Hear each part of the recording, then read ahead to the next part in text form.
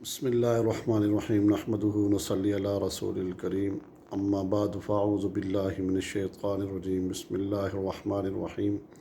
میں انشاءاللہ تعالیٰ آپ کے سامنے آج تھوڑی سی بات بھی کروں گا اور انشاءاللہ تعالیٰ جو وظیفہ دوں گا، جو وظائف کی ترتیب میری چل رہی ہے کافی ٹائم سے، اس حوالے سے بھی میں بات کروں گا، اور انشاءاللہ تعالیٰ آج کا جو میرا یہ پروگرام ہے یا میں اس حوالے سے تھوڑی سی تمہیدی بات کروں گا کہ ہمیں اس وقت جو موجودہ صورتحال چل رہی ہے ہمیں کس طرف اور کیا کرنا چاہیے۔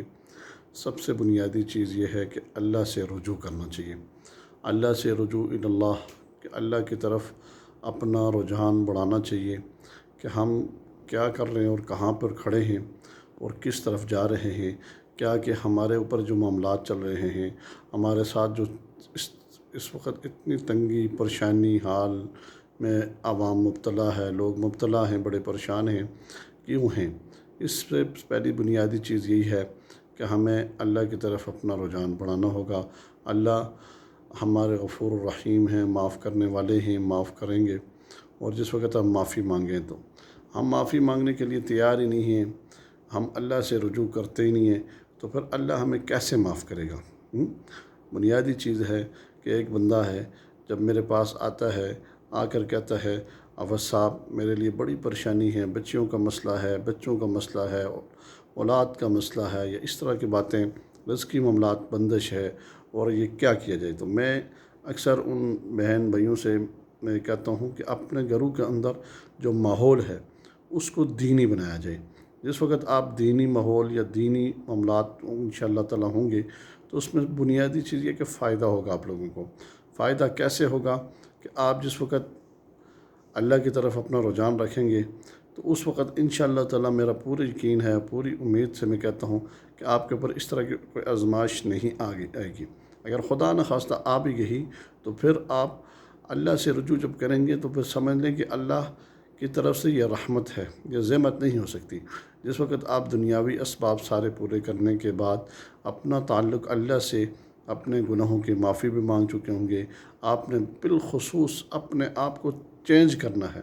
چینج کیسے کرنا ہے کہ ہم کس مقصد کے لیے دنیا میں آئے تھے؟ کیا ہم اس دنیا میں اس وجہ آئے تھے کہ ہم نے جو آج کل کے حالات جو معاملات چل رہے ہیں کہ یہ مقصد تھا؟ نہیں، کیونکہ ہم نے اس دنیا میں آنے کا ایک مقصد ہے۔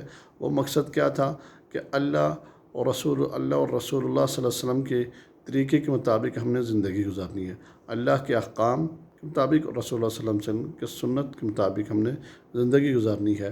اور انہوں نے جس طرح شریعت کے تابع ہونا ہے، شریعت نے جن چیزوں سے ہمیں منع کیا ہے ہم نے مانا ہو کر ہم نے شریعت کے تابع اپنی زندگی گزارنی ہے۔ پہلی بات یہ بنیادی چیز رکھیں۔ اور دوسری بات یہ ہے کہ اپنے گھروں کا ماحول جو ہے اس کو بہتر کرنے کی کوشش کریں۔ مثلاً کیسے بہتر کریں گے کہ نماز اگر کوئی ساتھی، کوئی بہن یا کوئی بھائی نہیں پڑھتا تو اس کو نماز کی تلقین کی جائے کہ بھائی یہ بہت کم گھاٹے والا سودا کر رہے ہیں، جو نماز نہیں پڑھتے دنیا میں آپ کتنا عرصہ رہیں گے؟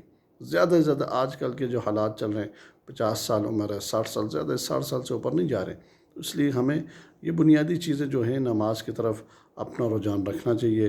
اور مردوں کے لیے خصوصی یہ پیغام ہے میرا کہ وہ مسجدوں میں جائیں اور نماز مسجد میں جا کے پڑھیں، کیونکہ جو لوگ مسجدوں کو آباد کرتے ہیں اللہ ان کے گھروں کو آباد کرتا ہے۔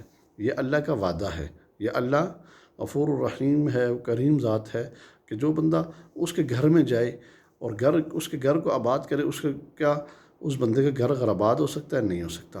ہمارے اندر بنیادی چیز اور سب سے بڑی کمزوری ہے یہ۔ ہم نے اس کمزوری کو جب دور کریں گے تو انشاءاللہ تعالیٰ اللہ رب العالمین ہماری یہ ساری کی ساری پریشانیاں، ٹینشنیں، جو مسائل ہیں یہ دور کرے گا، نمبر ایک۔ اور جو آج کا وظیفہ میں بتا رہا ہوں یار، کسی مقصد کے لیے بھی آپ پڑھ سکتے ہیں، وظائف کوئی بھی ہے کسی مقصد کے لیے بھی پڑھیں گے۔ اور خاص جو مقصود ہے انسان کو کوئی پریشانی ٹینشن کے حوالے سے ہے، یا حلیم، یہ کتنی دفعہ پڑھنے ہیں؟ اول آخر 3 دفعہ درود شریف پڑھنا ہے، اور صبح فجر کی نماز کے بعد ایک تسبیح، اور اسی طرح مغرب کی نماز کے بعد ایک تسبیح پڑھ لیں، اور دونوں ٹائم کے اوپر پڑھیں گے۔